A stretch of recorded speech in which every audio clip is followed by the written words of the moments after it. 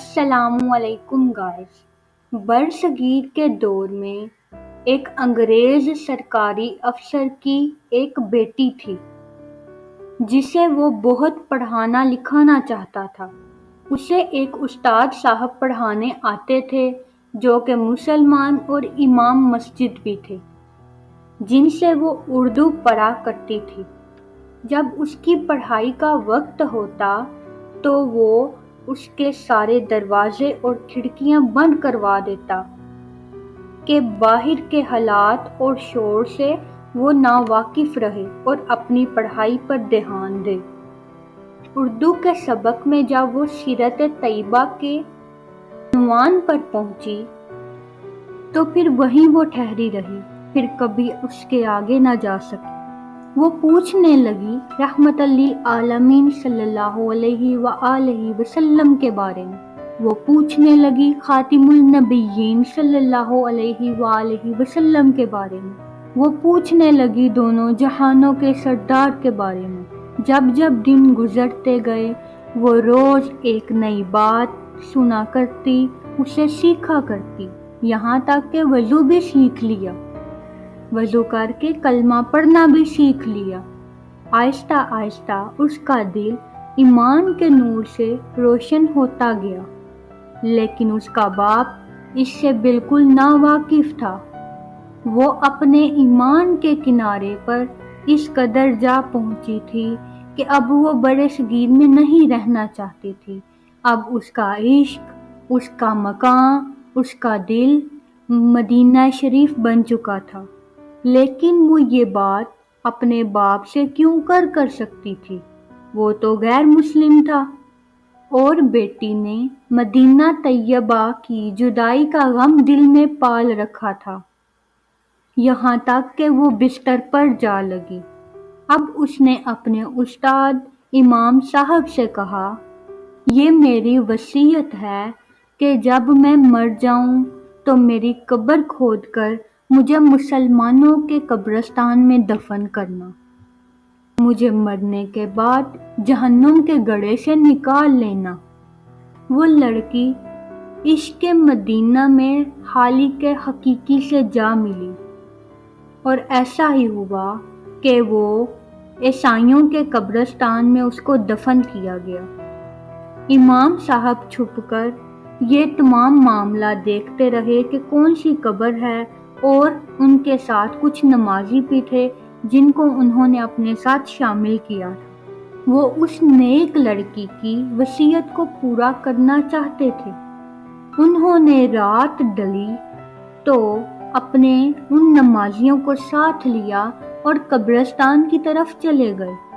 وہاں اس کی قبر کشائی کی تاکہ مسلمانوں کے قبرستان میں اس کو دفن کیا جا سکے۔ جب انہوں نے رات کے اندھیروں میں معمولی سی لائٹوں اور مدھم سی چاند کی روشنی کے ساتھ قبر کھودی تو وہاں اس قبر میں اس لڑکی کو نہ پایا۔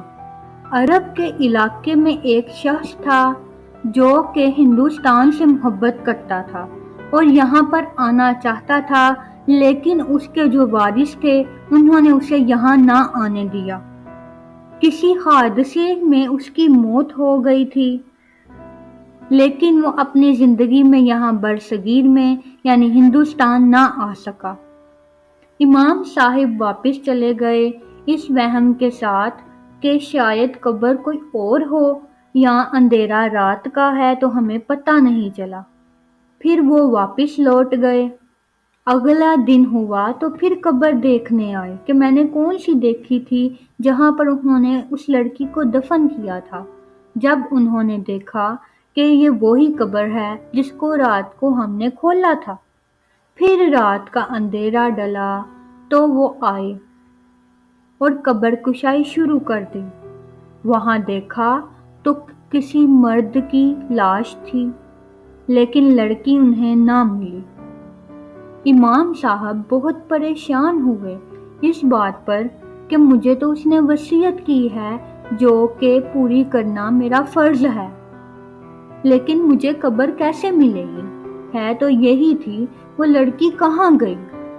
اسی پریشانی کے عالم میں رات کو وہ پھر سو گئے۔ انہوں نے ایک خواب دیکھا۔ امام صاحب کو وہ لڑکی ملی خواب میں۔ اس نے بتایا کہ آپ پریشان مت ہوں، میں جہاں جانا چاہتی تھی، جہاں میں نے زندگی گزارنے کا خواب شروع کر دیا تھا، وہاں پر میں پہنچ گئی ہوں، اور میں مدینہ طیبہ شریف ہوں، یعنی اس سرزمین پر ہوں۔ آپ پریشان نہ ہوں، میں یہاں باغات میں ہوں، میں یہاں سونے کے کنگنوں میں ہوں، میرے ارد گرد حوریں گھوم رہی ہیں، میں یہاں بہت خوش ہوں، یہاں اتنی خوش ہوں کہ میں مدینہ طیبہ میں ہوں۔ سبحان اللہ۔ جب امام صاحب کی آنکھ کھلی تو وہ خوشی سے مسکرائے تھے کہ وہ زندگی میں نہ جا سکی جہاں وہ مر کر اپنے مقام کو پہنچ گئی، اور جو مرد انہوں نے یہاں پایا تھا وہ ایک عربی تھا، وہی عربی جس کو ہندوستان سے محبت تھی، لیکن وہ حادثے میں مر گیا اور اس کو یہاں منتقل کیا گیا۔ کیسے کیا گیا، کیوں کیا گیا، یہ اس کن کے معجزات ہیں کہ راتوں رات اس عربی کی قبر کو بدل کر اس لڑکی کی قبر سے بدلا اور یہاں منتقل کر دیا گیا، اور وہ خوش نصیب جنت البقیع میں جا پہنچی۔